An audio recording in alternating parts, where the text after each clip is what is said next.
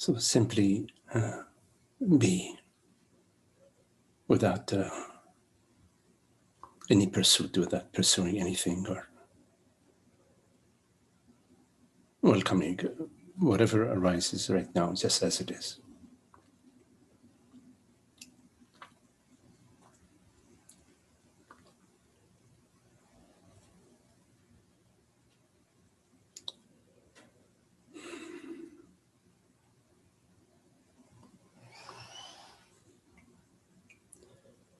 So in and as welcoming, there is no past, no future.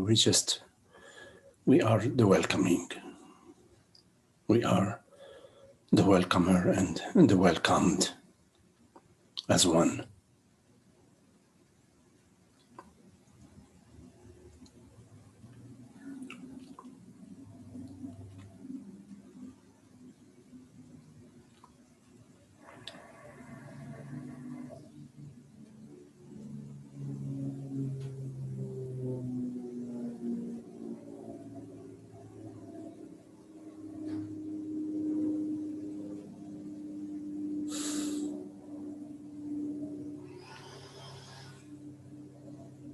You don't need to define yourself in any way.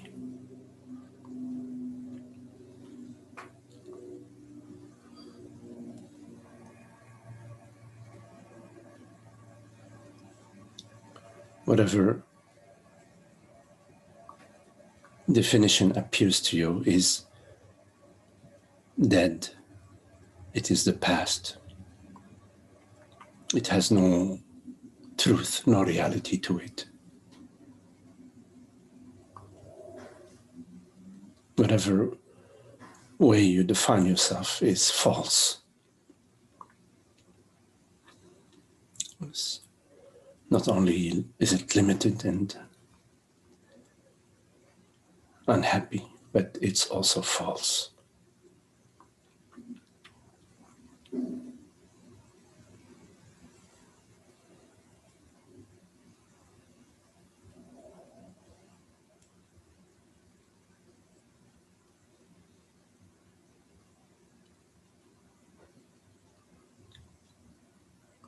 Given that as presence,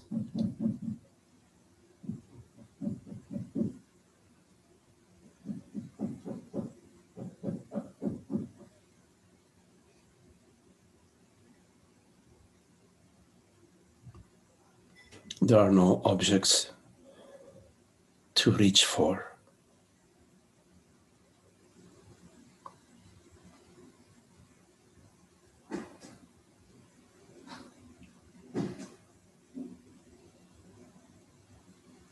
There is no past to avoid or to correct.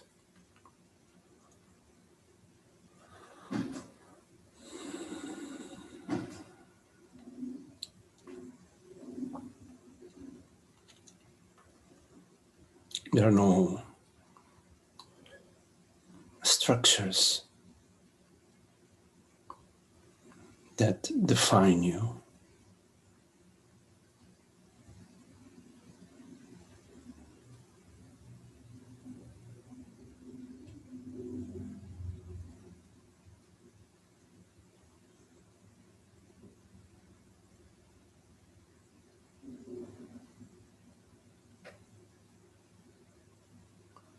Being is peace, the causeless peace. One could say the causeless peace of our true nature, or God's peace shining through us.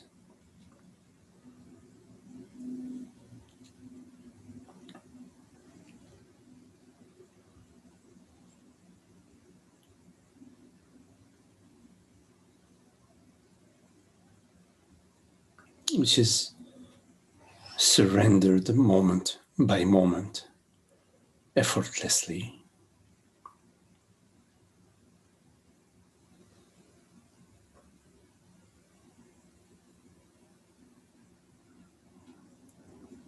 Surrendering in which there is no surrenderer, no one who is surrendering.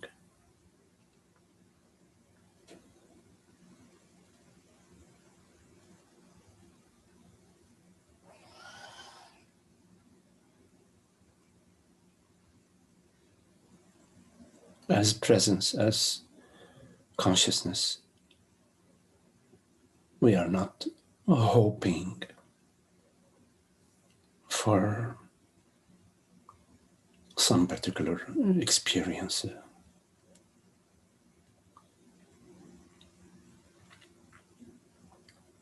Rather, we are completely available to the unknown, to the infinite. We're completely available to God's grace, not for any personal aim or any personal advancement.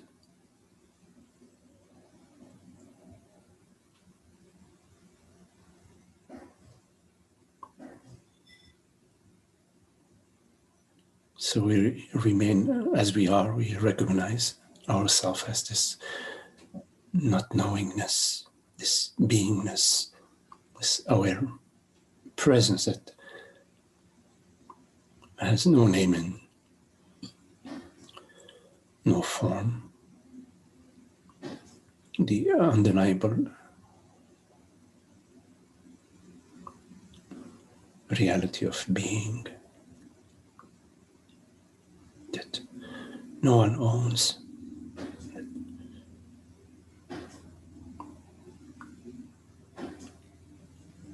Makes no favors towards this or that.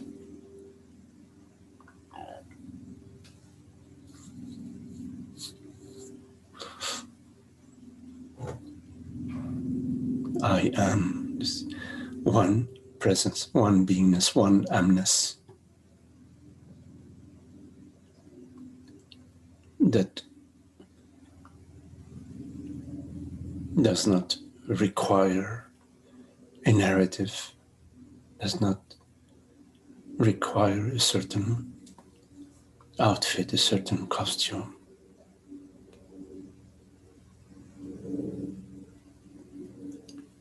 So you don't need to hold on to any images.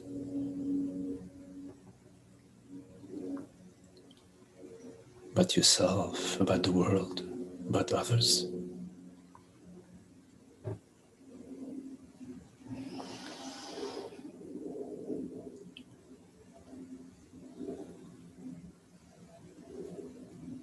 You don't need to pin anything down in this vast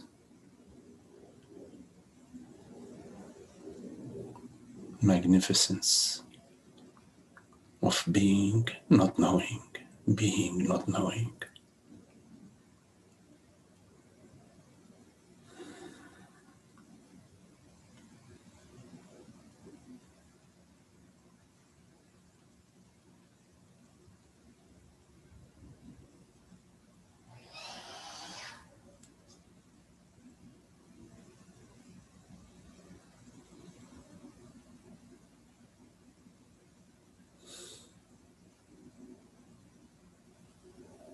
There is no limitation to presence, to I-ness, to I. There is nothing that can harm that which you truly are.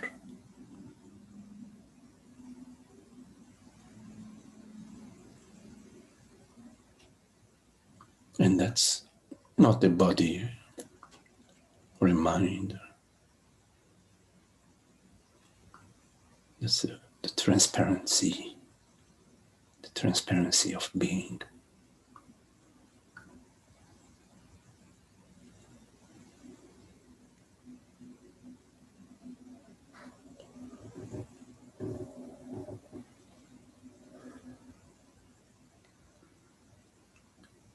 Thoughts may arise, images, sensations. in the spaciousness of awareness, which is infinite, borderless.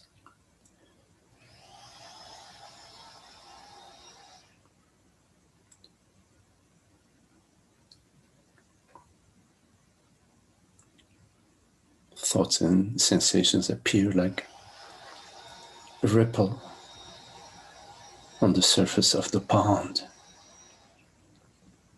like the glitter of the sunshine.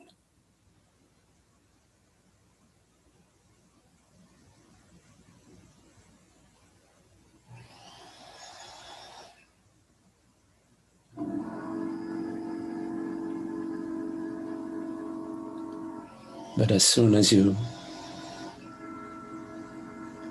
decide that the sun should not glitter that way or this way, that it should be otherwise,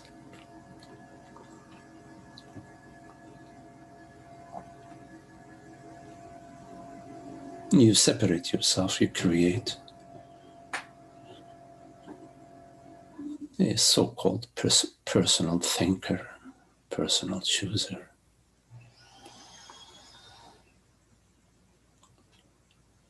Some imaginary self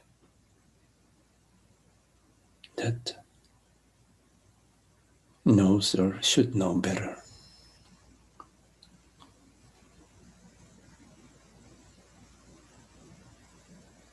While all along,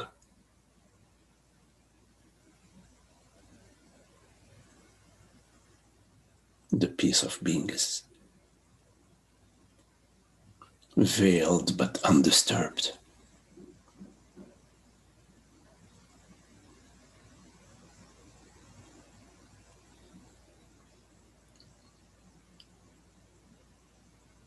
Find within yourself that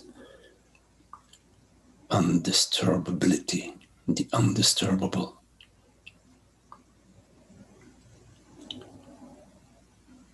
It is not out there somewhere.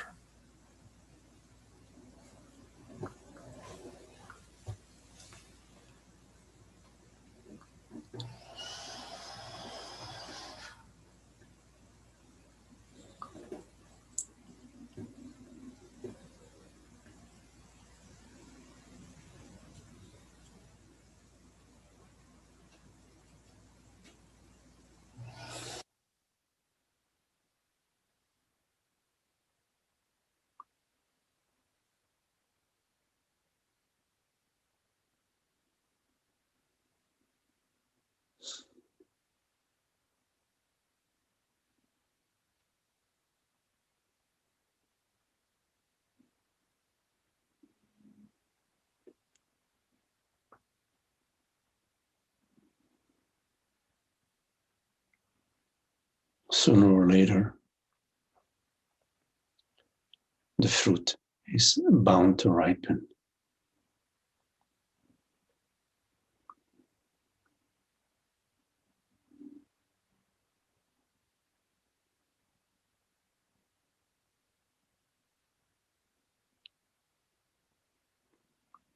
As you let go of your beliefs about consciousness, beliefs about what I is. You come to the non-belief,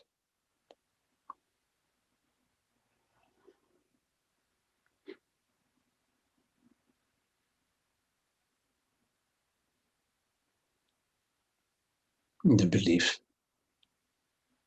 disappears, but you remain awareness,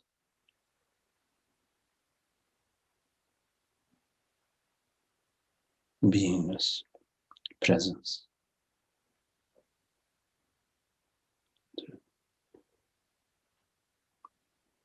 freedom, love, and the happiness of being.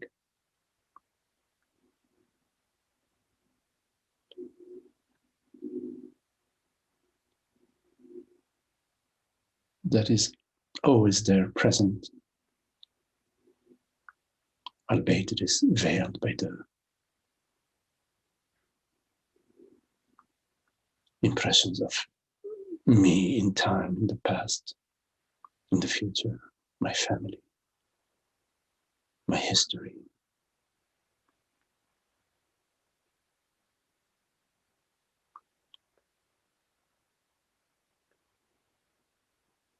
You realize that, in fact, that which you are is beyond any history.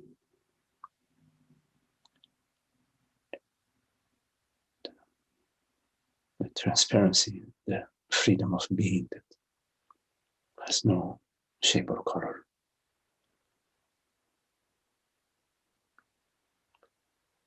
which we all are.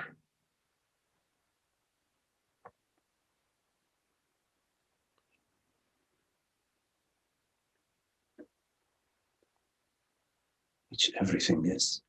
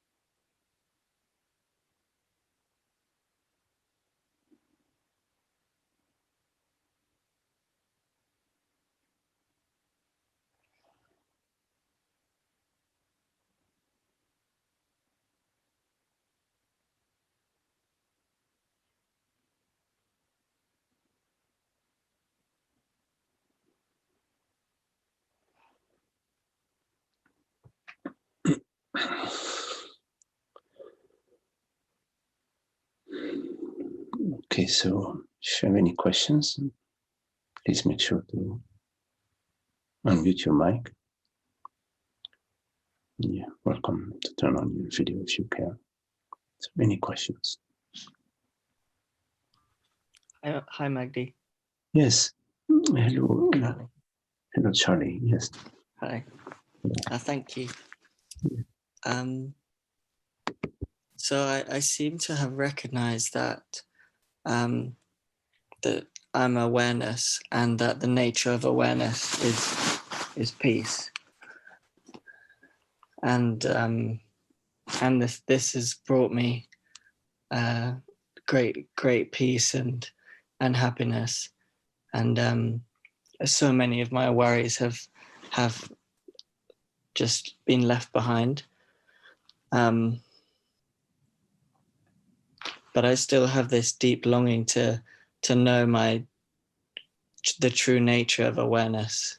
I still feel like I don't really know. For instance, when Rupert says that Rupert Spira says that awareness is infinite and eternal. I understand that because awareness is non-objective, so it can't have any limits, because it would be that would make it objective. But I don't feel like that, and the brief glimpses that I've had of like the timelessness or the infiniteness, they seem to be covered by a huge surge of fear. Yes. So I'm just wondering where to go from there. Yes.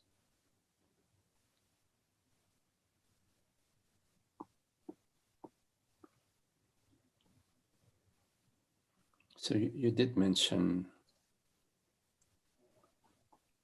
peace.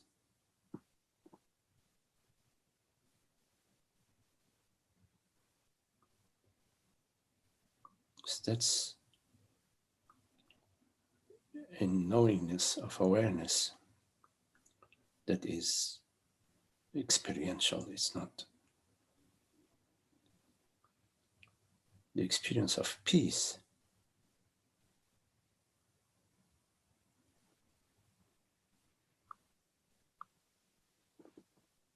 Is the experience of awareness. Let me see, adjust my volume here. Okay. Thank you. Now, sometimes we confuse the peace with something that's caused it. We say, oh, well, what caused the peace is that, I sat in front of the lake and I watched the sunshine and I watched nature and I experienced peace. So therefore, I need to stay by the lake and then I will experience peace. But I cannot stay by the lake. I have so many other things to do. So then say, well, maybe if I know what awareness is, if I can know what awareness is, that would help me. But how can you know awareness if you are awareness? So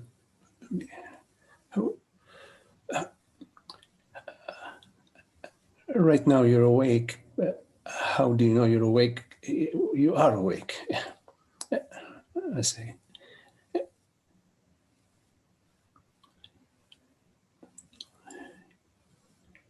You can't be something else than awareness, and then you know that you know awareness from as being something else. Like you can see your dog because you are not your dog. So you know that you know your dog because you are not your dog.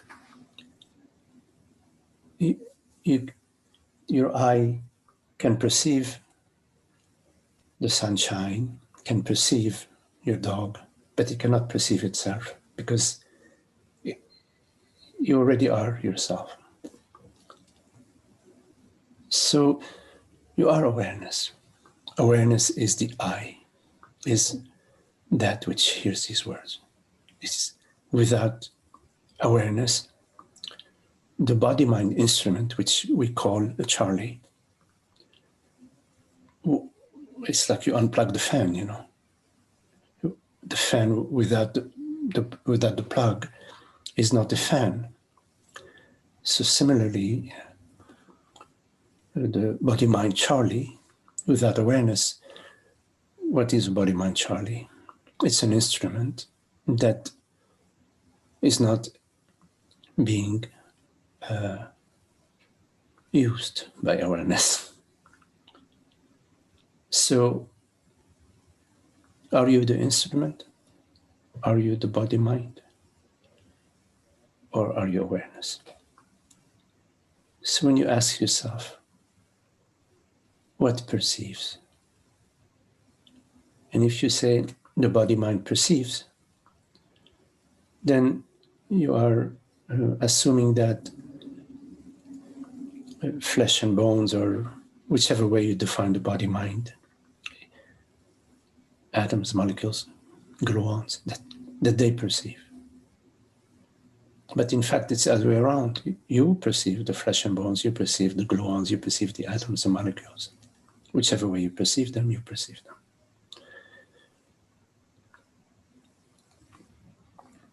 So the knowingness of awareness is an inner knowingness, is a non-objective knowingness. This non-objective knowingness, we know it as I am. This I am is not I am Magdi or I am Charlie. It is I am. It is the I. But it's a non-objective knowingness.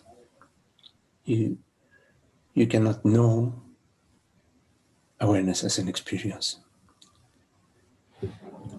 You know it intuitively, innerly, as itself. It knows it. It knows itself because the I knows it is. I know I am. The qualities of awareness, which are not caused by any meditation or by any practice or by any, not caused by walking the woods or not caused by having a lovely partner. The qualities of awareness are inherent to awareness. The qualities of love, of beauty, of freedom, of joy, of happiness.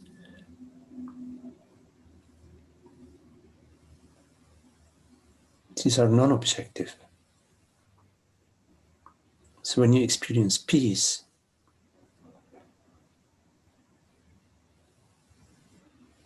it's a non-objective experience.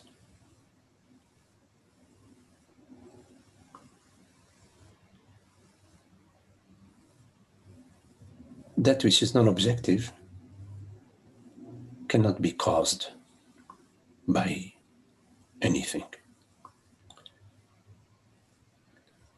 It is. It does not. It's not born, nor does it die.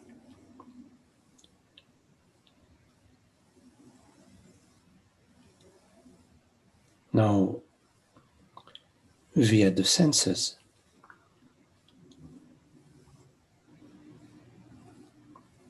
the experience is that of objects and forms.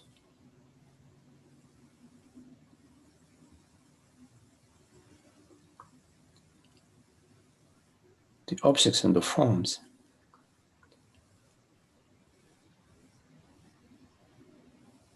they appear and disappear, they dance, but they have nothing to do, no effect whatsoever upon the peace of being, upon our true nature, upon awareness.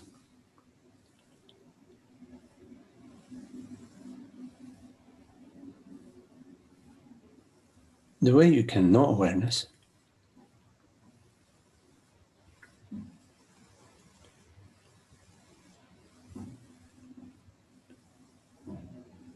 is by coming to clarity that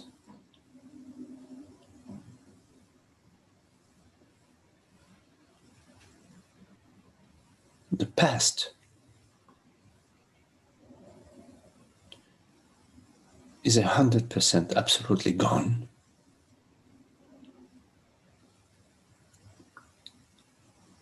And that presence is, in spite of whatever the past was, presence is undisturbed, not non-perturbed, unperturbed.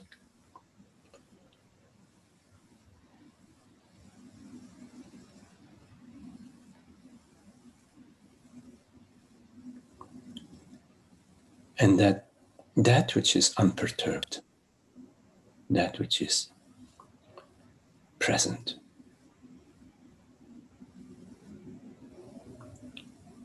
is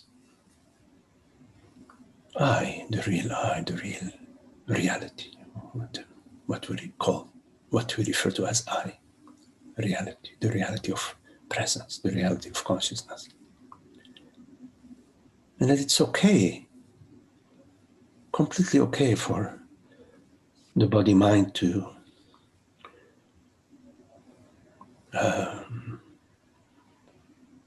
have been subject to various events in the past via parents and friends in school and family, whatever,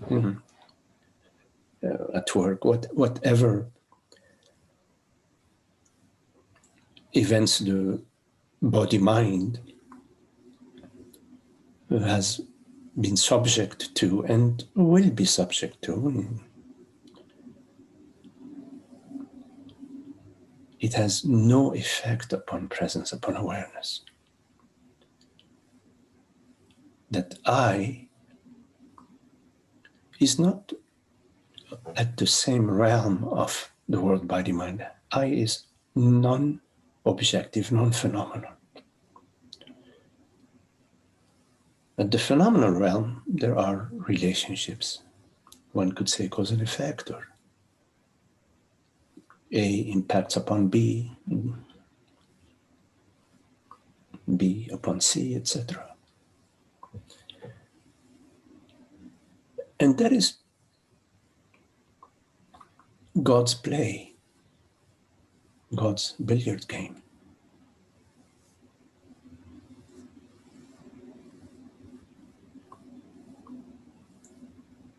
But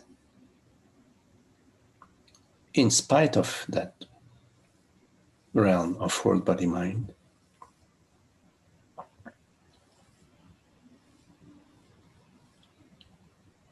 I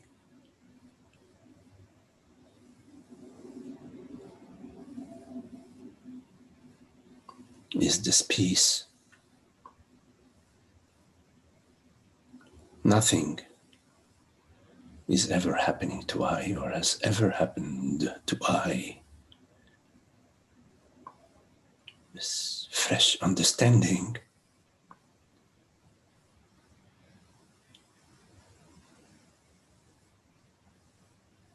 and that there may be at the body-mind level sensations, perceptions, thoughts and images.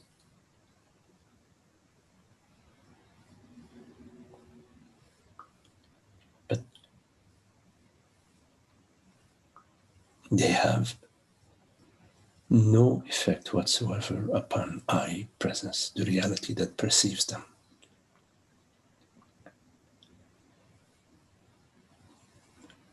So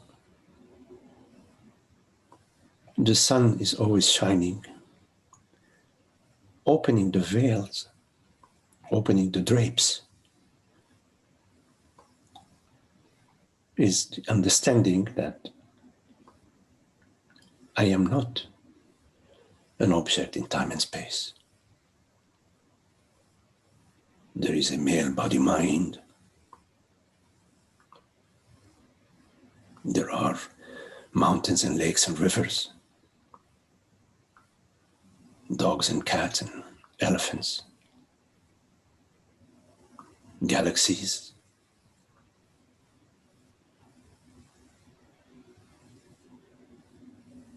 I am not an object in time and space.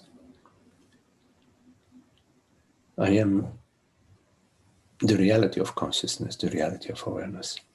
That has no age. It's not 40, 50, 60 years old. It's not getting older or younger. better or not, or worse.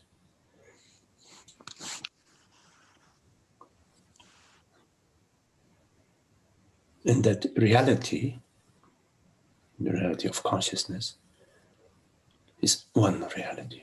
There are two realities.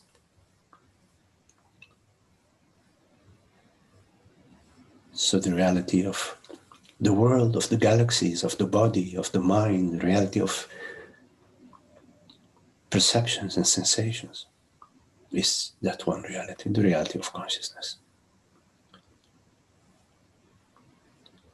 So to come to clarity that what I refers to when you say I, when I arises within your language or within your mind, to be clear that I does not refer to anything perceived. It does not refer to a son, a daughter, a mother, a father, a brother, a son. It does not refer to a body mind. To be clear that what I refers to, the transparency, the reality of consciousness, that which you cannot deny,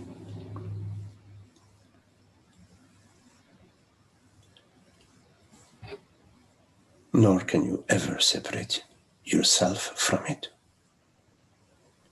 nor can you separate anything from it.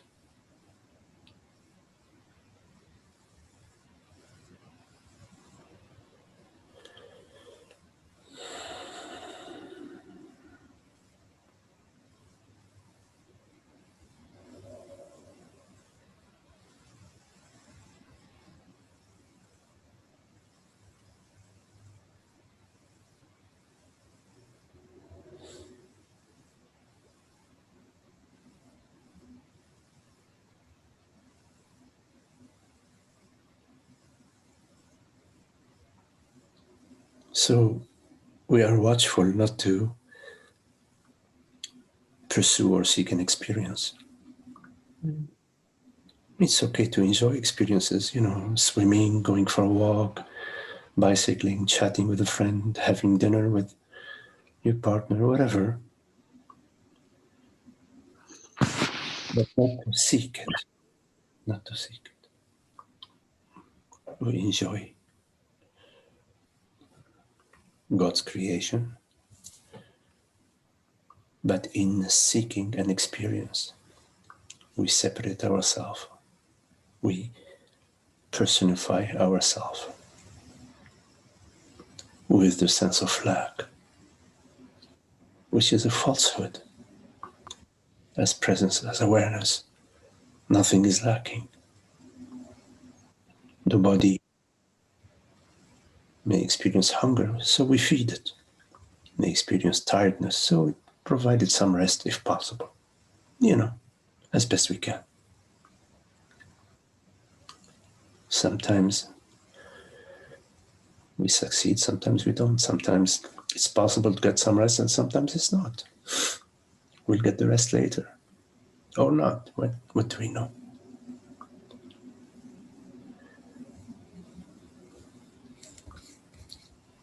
It feels like I've been seeking the experience of awareness being infinite and eternal when that can never be a separate experience because that's the nature of awareness. Yes. Because when you are seeking awareness, no matter how expansive you formulate it, it's still an objective. It still has an objective aspect to it. Whatever we are seeking has an objective aspect to it. So, but we love love, you say, but love is non-objective. We love friendship. We love beauty. We love happiness. We love joy. We love honor. We love respect. Non-objective. Of course, they can formulate themselves, express themselves in our life as we invite friends over for dinner. We enjoy friendship. You see, it can take on a form, but the fact that it takes on a form does not mean that it is a form. happiness can be celebrated in life by just being with friends and looking in their faces and chatting with them. You see, it can take on a form, but it does not mean it is a form, you see. Mm. So the awareness, which is peace, love, and happiness, is completely available to us. 24/7 is available to us because it is that which we are. We do not seek it. Can you seek that which you are? But when you imagine yourself to be a result of the past, a son, a daughter, it's somebody, the history of, which is the thoughts. When we are in the history, then we somehow, it's as if now we are some limit, we are a body mind in the history. Hopefully it was going to get better, hopefully this body mind can improve, whatever, you see. That model is not necessary for happiness. It's actually the opposite of happiness. It's a falsehood, because our experience is that of presence. Like right now, this moment, it's our experience, the reality of our experience is, there are no words for it. So we say presence, we say freshness, we say not knowing. We use words that are pointing to that which is beyond words. It's not captured in words.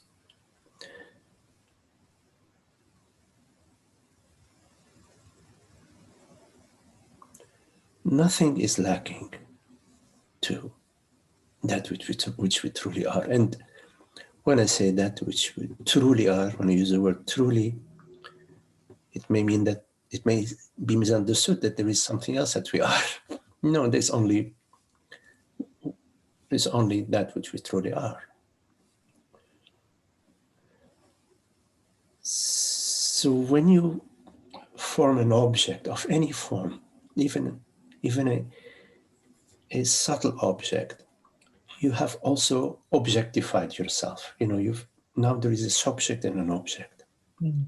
And when there is an object that we seek, immediately, maybe we don't notice it, but there is a sense of lack, and the hope. I hope, that an attainment, that I will be attain that goal, you say. And it's all mental, and it's all a felt contraction within the body. So within the body, we are on alert. We are hunting. So in the body, we disengage the body. We invite the body to the relaxation, to the spaciousness, which is the spaciousness of consciousness.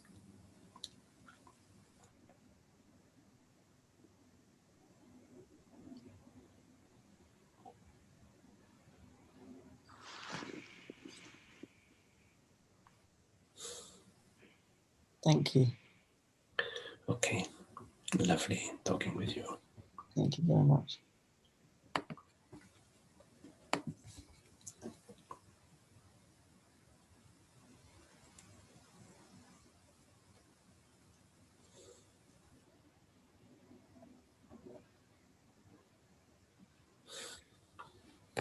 I don't know if Tony is muted.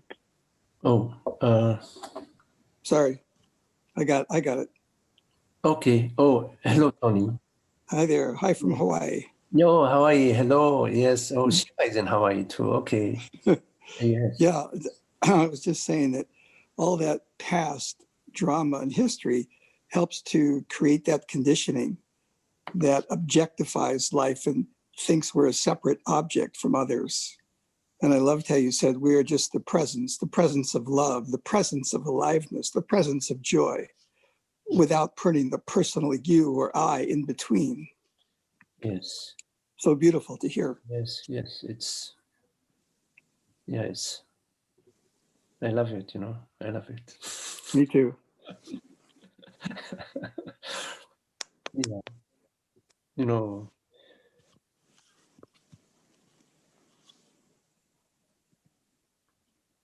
It's so nice to know that you don't have to work hard for it, that, of course, to a certain extent,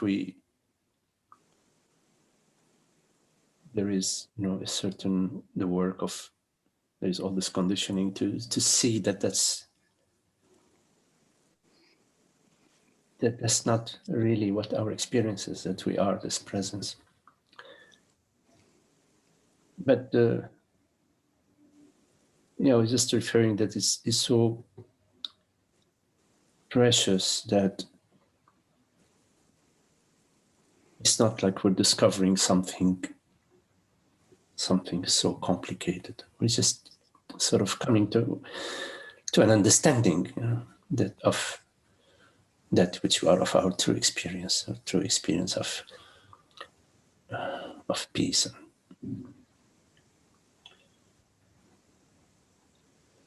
And I think that because of, in some cases, maybe in most cases, because of being so identified with our story and our history over so many years, that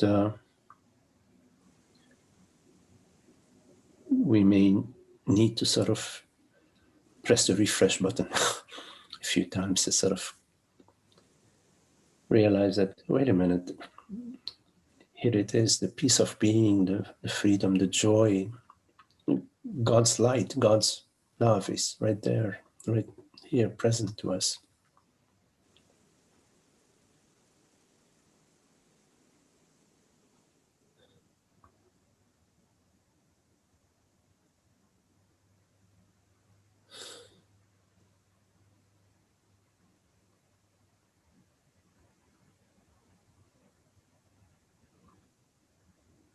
And then, sorry, I was going to say to live as that. Live as that. They say as we grow up, we're supposed to accomplish something. We're supposed to find our own path and become this or become that and make sure we do all this in life and accomplish this in life. But the journey here is just to open to that flow of presence. Yes. And let that intuitive flow direct what's to happen or not to happen. Yes. And that takes a lot of angst and pressure off too. Oh, absolutely.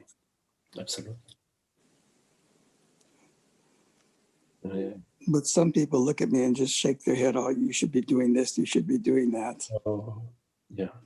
That's okay. What they say, ignorance loves company, or I don't know what the express, something like that. There is an expression like that. Happiness loves company. I think happiness loves company. Yeah. I cannot stay in the company of unhappiness for too long. I think the presence of love loves company. Yes. And love is, once we realize that love is always there, it's always, our company is always that which we are. So we are in the company of love 24/7. So when we are love, everything is love. Everything in our life is love.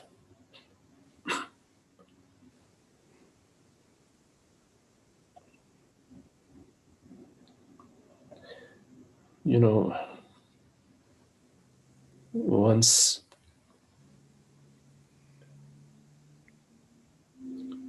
you disengage the sense of separation, that is constantly seeking or avoiding, then what is revealed is that love was there all along, the beauty and the freedom, the causeless joy, causeless happiness was there all along. We don't need to plug back the old model. We don't need to. That's no matter that there's no compromising on that one.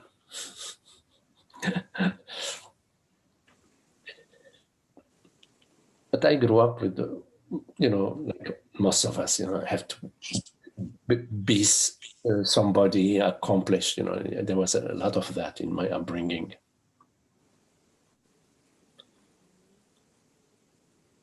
It's like a program running. I was the program. You know what I mean? It was like I am the program running, and so you move from this to that, like robotic, like. But was very fortunate in that I felt throughout the entire time that I was there, I felt a certain numbness and dullness and grayness. It's like non-aliveness. From the outside, it maybe seemed, oh wow, look what this guy is doing, but inside it was dead.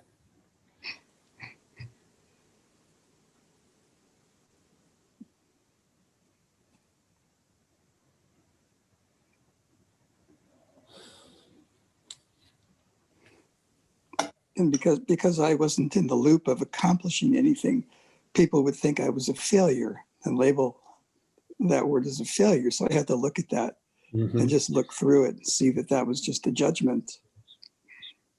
We never fail in the face of God. There are no failures in God's realm. Absolutely not. It's all love. No. Yeah.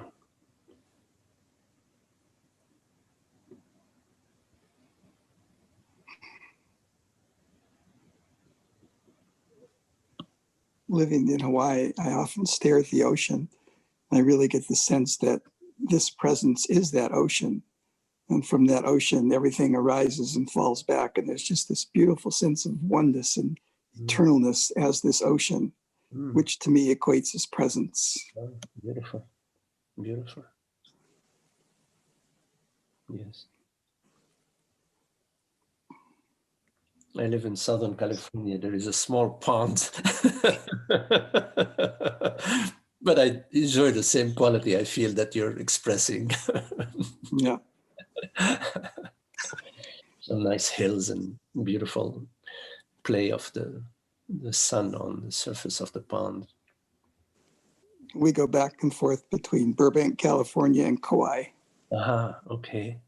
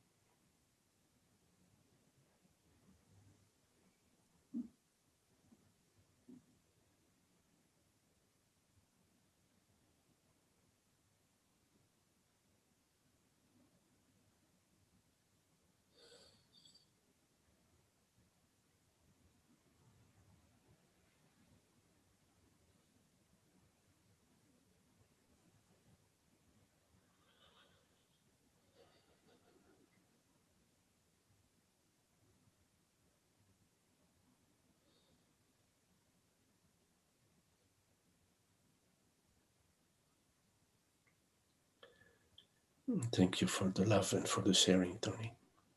Very beautiful. So it's a joy. Yes.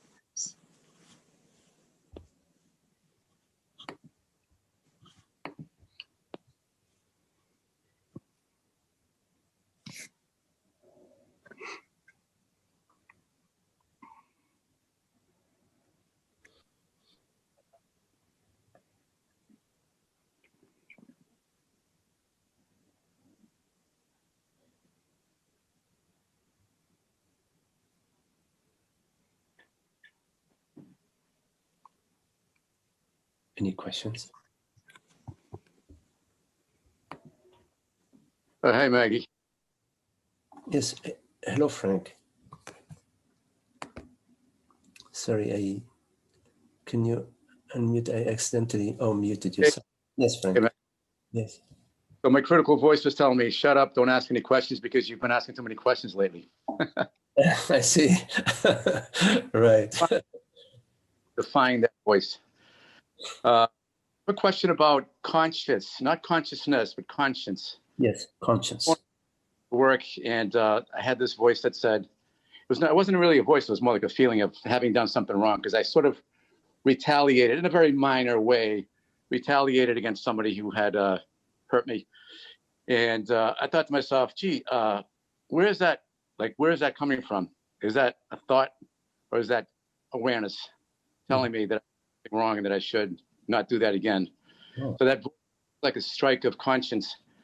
And I sometimes wonder about how awareness plays in our lives. Like we are awareness. I get that. Okay, I'm awareness, but when I have that strike, like a strike of conscience, where is that coming from? Yes.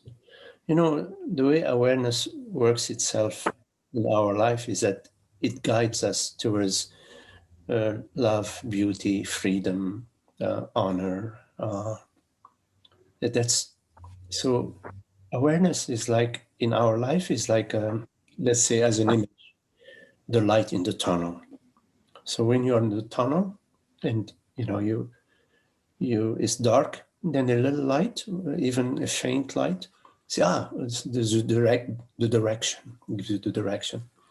So in the example that you gave, that you retaliated, you felt you were wronged, and of course, we only feel that we are wronged as a person, as a personal self, because as consciousness, as the reality of being, it's all in order.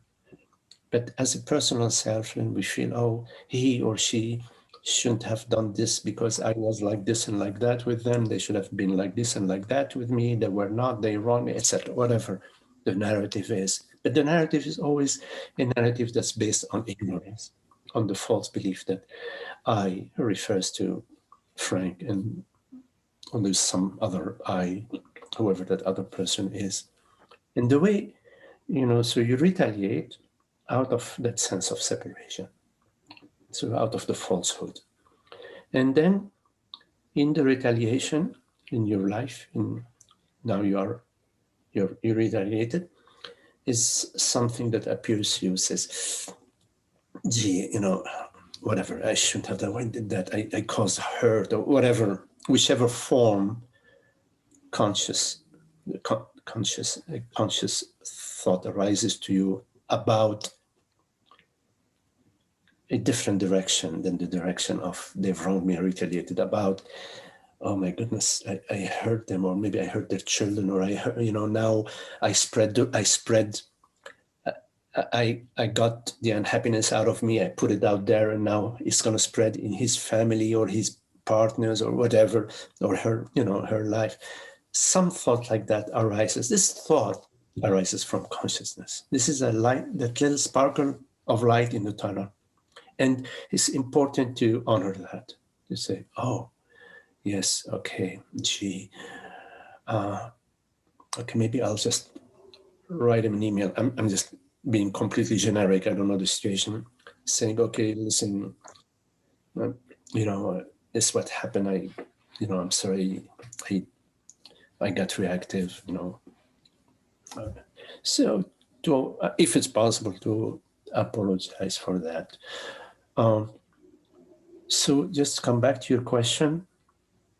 The directions that come to us that are towards peace, towards love, towards listening, considering another point of view besides our own, considering that what effect maybe our actions have on others. All of that comes from consciousness. It does not come from the me, because the me is just sort of, it's just a spin just around keeping me somehow, improving me, fulfilling me, which is because the me has no bottom. it's a bottomless pit. You give it, it doesn't fill up, you see, because it's illusory. It's not like a cup, an 8-ounce cup. You can put 8 ounces of tea in it. It's not like that. It's just imaginary me, which is made out of this belief that I am Frank, that I'm father, mother, son, daughter, whatever. This is thoughts and images and sensations, and a holding on to that as me. There is a holding on to that as a me. So that holding on, that process of holding on, is what can be disengaged. We can still experience the thought, I am Frank, I have been wronged. We can experience that thought and that sensation and not hold on to it. Meaning, we don't take it to the next step. The next step may be we spin about how good we've been with them in the past, how many acts of kindness we've done and they did not repay us back, etc. So it could be maintaining the me impression and feeling it via the process of thinking, the thinking that has the assumptions of me, Frank, and him or her. So, and sometimes we speak it too. Oh yeah, I did this and he did that and she did, we speak it. And so there is the thinking it and the speaking it also, which the speaking it also makes it more, gives it a physical form and gives it a different level of power, of expression, of existence. So if, as much as possible, don't speak it. And then, of course, the fact that you're not speaking doesn't mean it's stopped internally. So the next is to sort of remain with that's turning in there and somehow see its falsehood. You see its falsehood via your understanding. And the understanding is the following, that I, whatever it is that is hearing these words right now, because you are hearing these words, that which is hearing these words is not Frank. The body-mind is called Frank. It's a male body, 6 foot tall, whatever, whatever the characteristics. It's an artistic body-mind, it's athletic body, whatever. But that's what we call Frank. Like you call your car, some people call their car, I used to call my car Cinderella years ago when I was in college, freshman in college, I'm talking about way back. Or you call your horse, whatever. That's the name of the form of the body mind, which you experience. You experience your horse, you experience your car, you experience your body. You experience your body as sensations, as images. You experience your body as perceptions. You look in the mirror or you look at your hand or etc. So the fact that you're experiencing a sensation of the body, mind, and image doesn't mean you are that. You see, so the understanding is that I refers to the reality that perceives. And the reality that perceives doesn't have a form. You cannot call that reality Frank. That which you perceive, you can call it Frank, or you can call it, if it's your daughter, her name is Lisa, you can call it Lisa. That which you perceive, you can call a cup, a table. But that which you are, is formless, doesn't have a form, but it's real. The reality is the reality of I. It's not the reality of the cup or the reality of the horse or the reality of the oak tree. It's the reality of I. I is presence, awareness. It's real, but it's formless. Yes. So there is an understanding. The more you understand that, not just, but also to see that, yeah, it is my experience. What we're talking about, Magdi and I, we're talking about our experience. We're not talking about some theory. Here's a new theory, the new theory about reality. No, we're talking about our experience.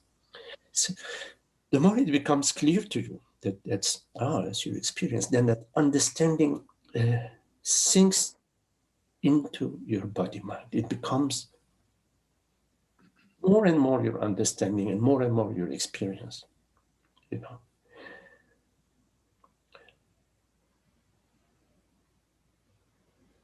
So, and I've had this struggle. I've struggled with this since I've gotten involved, since I've started listening to non-dual teachings. The idea that consciousness seems to be a very passive existence in relation to the body-mind, where I was used to always looking to God for answers and, asking God for help and such and so forth. And so, and then this idea that we're a consciousness awareness and the body-mind is an object. I have trouble with that relationship between consciousness and the body-mind, and feeling like there's really nobody looking out for me as a body-mind at all. And how do I, who do I look to for help if I need help? And is there communication between awareness and body-mind? Like in this situation that I was just talking about, I get that feeling of like, oh, I did something wrong. I felt kind of guilty about it. Is that because consciousness is love? So anytime there's anything done on the body-mind level that's not in line with love, we get like, Yes. we reminded by our own selves, love, that this is wrong. Yes, this is in fact the way, using religious language, this is the way God is looking over you and over everybody. Because you said, well, I don't know if there's anybody, what's the connection between consciousness and the body mind? What is looking over me? God is looking over you. When that light in the darkness, that's God's light. So like when you feel sorrow, when you feel regret, when you're feeling love, compassion, when you're feeling a friendship, when you're feeling that, I'd love to invite a friend over for tea or for lunch, for dinner. All these are come to you from God. They don't come to you from your personal. You're choosing that. It's coming to you. Oh wow! I would love to come to satsang, and be with friends who are looking at this. I'd love to go for a walk, and so here you are. You go out for a walk. There is the earth. There is the sunshine. There is your legs are moving. You're breathing. The lungs are functioning. Somebody across the street says hi. You say hi back. All of that is taking care of the body mind. That is the body mind being taken care of. When you are hungry and the thought arises to you that to cook or to go buy something and to make, and you cook and you feed the body, and then you're feeling satiated. That's all these thoughts. Where are they coming from to you? They're not coming from your government or from your priest or rabbi or roshi or whatever. They're not coming to you from your mom, your cousin, or they come to you from within. They come to you from God. So God company is never away from you. Never away from you. Your body now is functioning. You're blinking, you're breathing, you're salivating, the blood is flowing through, your heart is pumping. At that level, And I'm not saying that you are the body. I'm just saying that there is this body functioning. There is sunshine. There is right now light. The sun shine onto the earth. So we are Here we are, we can see each other. Creative thoughts that arises to humanity, people inventing, various things that facilitate our life. The computer, here we are communicating across, such distance. All of that, the thoughts that arise, creative thoughts that arise to you, you think they come from you, from the body mind called Frank? They come to you, they appear to you. They appear to you. It's a universal appearance. So God is not like somebody who's watching over you. It's everywhere. Everything and everywhere is. God never leaves her children. Never. I mean, not for a second. The mother can leave her child because she got to go to take her shower, But God, when he takes a shower, takes you along with him.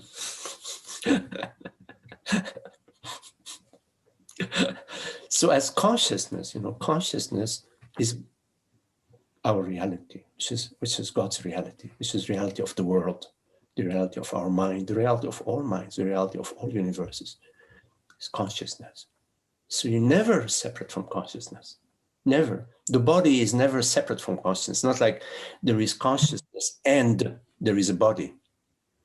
No, there isn't two realities. There isn't like the reality of consciousness and the reality of the body.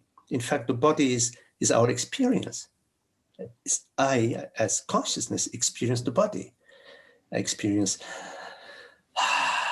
inhalation, exhalation. I experience the sensation of hunger or the sensation of itching or whatever, you see. It's not, the body is not a separate thing, and now consciousness has to sort of connect with the body. What is the connection between the body and consciousness? It's not like that. It's one whole. So consciousness, your thoughts, the body, images that appear to you, all of that is one whole. And the whole is not divided. It's one whole. So a wholeness means one reality, or wholeness means there's nothing lacking. Nothing lacking. But we think we are missing a lot of things in our life. Oh, I'm missing this, I'm missing that. These thoughts is due to our misunderstanding about the wholeness, because we imagine ourselves to be separate. So we experience, oh my God, I'm missing, whatever, and more money, more better friends, better whatever we're missing. So mostly we experience missing. The experience of missing, which is experience of desire, is due to the initial belief that I am this person, whatever somebody's son, and I had this experience and that experience, and then that became better, and this became better, and now here I am, and what I'm missing now, I'm working on becoming better. You see, it's okay to be improving, your body, you exercise, you go for walks, you eat clean food. It's okay to take care of your car, you change the oil, you check the plugs, whatever, it's okay. But you are not the car. You are not the body. You are not the house. You are not your dog. At that level, as consciousness, you are not an object. You're not a form. All forms, they refer to you. You are the reality of all forms. But this does not mean that you are a form, or that you are made out of a form. You're not made out of iron and carbon. The body is maybe, but you in consciousness is not made out of the table of elements.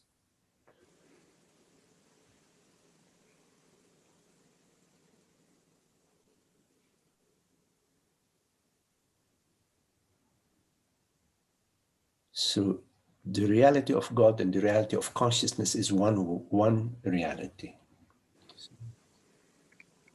I like to use the word God. I feel something about that word God, but not in the wrong sense of some body out there who knows everything, etc. You see? All right, Matt. Thanks. Yes. Okay, Frank. Holger, you're right. In him we live and move and have our being. Yes, beautiful. In him, consciousness, we live and move and have our being. Yes. John, you're right. So is honor like being true to yourself rather than the me is less and lacking. Can you speak about that? Honor, being true to yourself. You know, honor and truth, they go hand in hand, John. So the truth is the one reality. We are all one. We are one. So in honoring yourself, you honor everybody equally. You don't honor yourself more than, or you honor your tribe or people who are like you more than the people who are or look different from you or think different from you or act different from you. That's a mistaken the form to be the reality. Our true nature is love, is oneness, is wholeness, is this. We are the ocean. We are all made out of the water. We are all made out of water. So in honoring truth, you're honoring everybody and everything as yourself.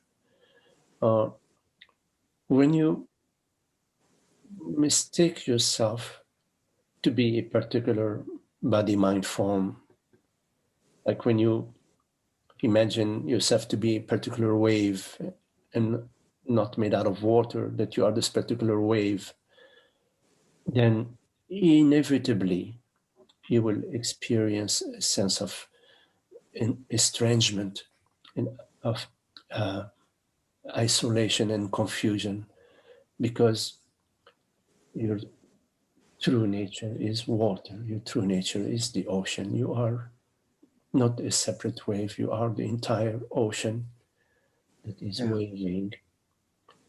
But in terms of the sense of lack, the sense of lack is innate to the belief that I am somebody. I'm a man or a woman. And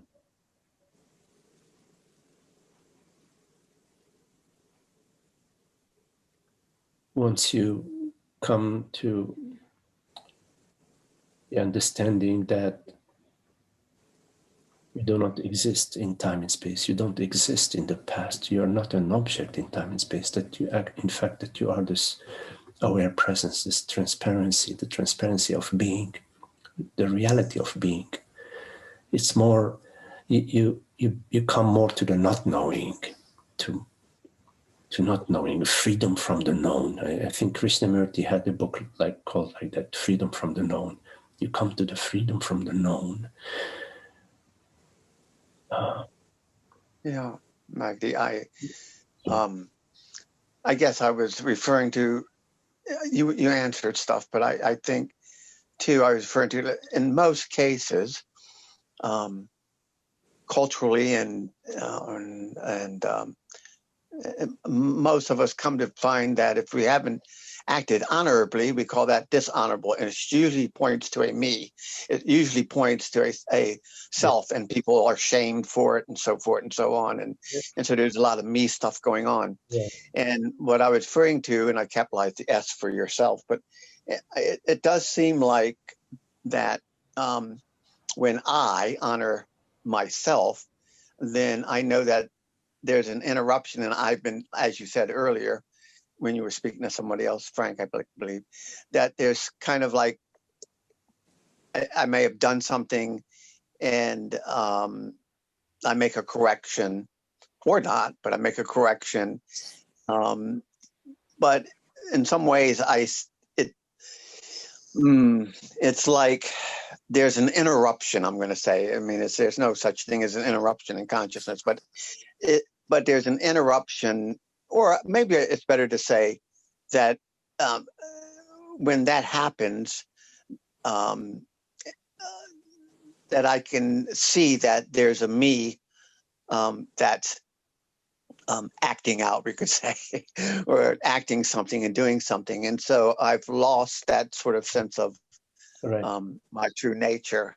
Yes. I think that's more of what I'm saying is. I understand, John. Yes. Yeah. Rather than, because it's much easier for me now. I don't know about everybody else, but probably so for most people, is that then we feel a very sense of lack and less than, as even as a human being. You know, we need to measure up. We haven't, and so forth and so on. And yet, even it seems like the best thing to do for all around is to see that God is speaking to me, and that's, if I use that word, or the wholeness is speaking to me. It's even better for me. The wholeness is speaking to me, and it realizes that this just doesn't. Somehow there's I'm just going to say an interruption. I know no other way to say it, but it points to a me. Maybe maybe Jesus said that. I don't know. Holger will know to treat the other like yourself. Yes. Do unto others as you. Well, that's another one, but yes. Yeah. So it's really being our true nature, and being our true nature then means too that I'm not going to be beating up on myself either. On if I come to my true nature, then I will spontaneously know what to do. Also, it seems like. Yes. Whenever our thoughts and our perceptions and our behavior is not being channeled through the belief that I am this person separate from you, then our thoughts, our perception, and our actions are in accordance with truth. So in acting honorably, we're acting on behalf of everybody. So we take everything and everybody in consideration, in our thinking, in our perceiving, in our acting. So the more our actions are closer to recognizing everybody and everything as our very self. Everybody is intimately ourself. Then our actions and our thoughts and perceptions are they're more correct and more true, and they do not result in creating conflict and creating and maintaining the unhappiness. Yeah, and the thing with there's that part, and then a lot of times that there's that focus, and sometimes there's a me here that says, okay, well, gosh, I'm not perfectly doing that, or I'm not, and so I'm not. So it goes back to a me, and so in some way, it seems to be that when I don't go there and realize that I'm also honoring this even body mind in a sense. I'm allowing it to be. I'm allowing it to be, but knowing I am what my true nature is. In other words, in a way, you could say I'm not the doer in that sense. But remembering, I think the bigger thing for me really is that it's so easy to get caught up into trying to accomplish something that was spoken about earlier, trying to accomplish something. And that starts to be a me again. And so now I have to accomplish to measure up to treating everybody this way and treating everybody. And so in other words, I have to you know what I'm saying? It can get really dicey. Yes. Well, a couple of things, John. First, whenever there is judgment, which may arise, there is a possibility to sort of see that judgment is arising from the wrong model, from the model of I know better, me and him, me and her, why did they? And so there's a possibility of seeing the falsehood of judgment. Now, In terms of accomplishment, let me say that if what you're trying to accomplish is in the right direction, then go ahead, accomplish, be the doer.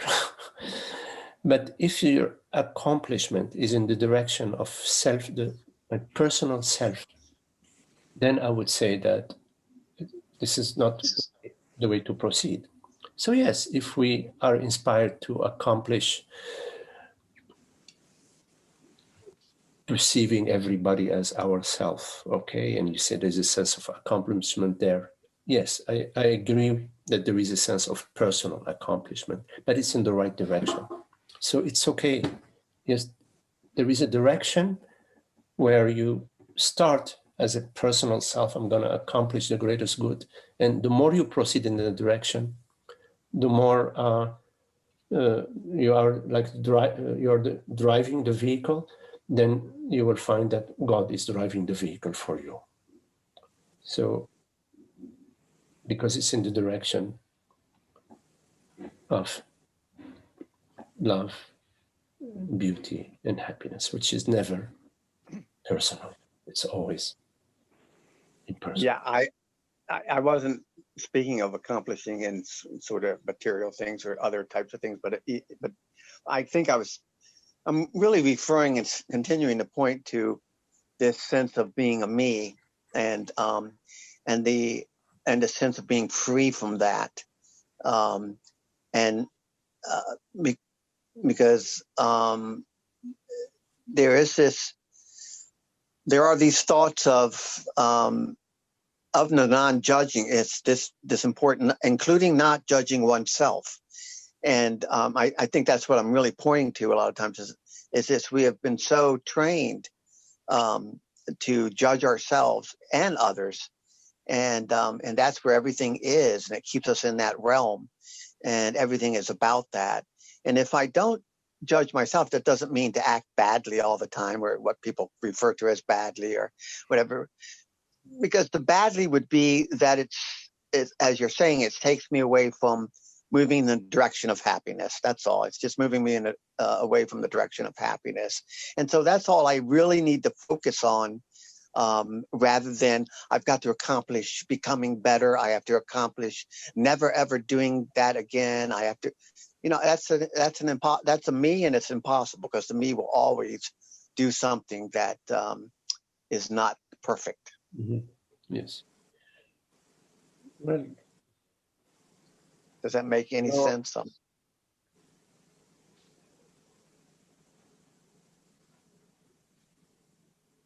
Whatever resonates for you,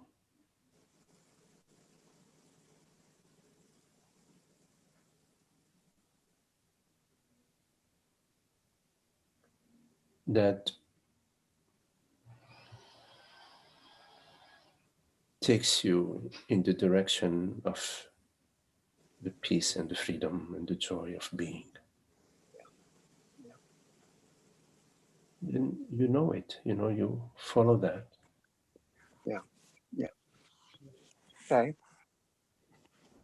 Magdi. We have God's inner wisdom within us. There is no monopoly in it. We each have that capacity to recognize and to navigate our way, as you said, in the direction of peace and happiness, which is never personal. It's always on behalf of everybody. Yes. Yeah. Okay, Magdi. Thank you. Okay, John. Lovely to talk with you. Well, I just wanted to say quickly that the practice here is when the I, the you, and the me starts arising, and there's a sense that it's arising, the awareness picks it off, and there's a choice not to live with the conditioned I, me, you that's been conditioned since birth, not to see through those eyes. Right. Anymore, not to react to those eyes. Yes. But to feel them arising and to choose to let them go and to stay as presence. Yes, beautiful. Absolutely. Yeah. And it's so prevalent to think as the I. We don't even know we're thinking of the I most of the time, unless there's a practice going on. Because it's so thickly conditioned since birth. Yes. Well, you know,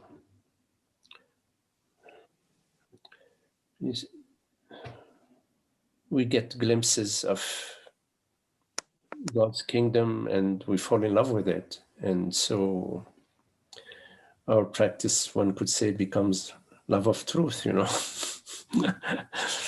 Yes, so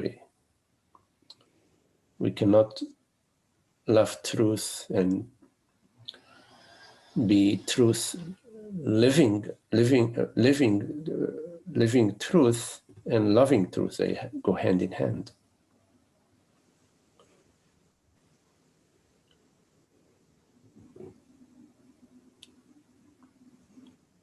And God's not somewhere out there. God is always. Yes. I use the term God to refer to the reality of consciousness, the universal. Yeah. Know that sometimes we have difficulty with the word universal, so say God's absolute being, which is the absolute reality of consciousness. You know, words are caricatures. They're of that which is beyond words, which is so beautiful. Well, very lovely to be with you all. Thank you for your friendship and your company, Trish. Yes, and Esther. Hello, Esther. Adrienne, and John. So Ajata, yes, your name is Ajata. Okay, Ajata. Mm-hmm. Holly and Charlie. Hello, Holly. Hey. Amna. Holger. Hello, Holger. Frank. Hey, Frank. George. Zoe. Shiva. Hey, Kelly. Okay, thank you all. Thank you all. Thank you, Magdi. Thank you, Magdi. Thank you. Thank you. Thank you.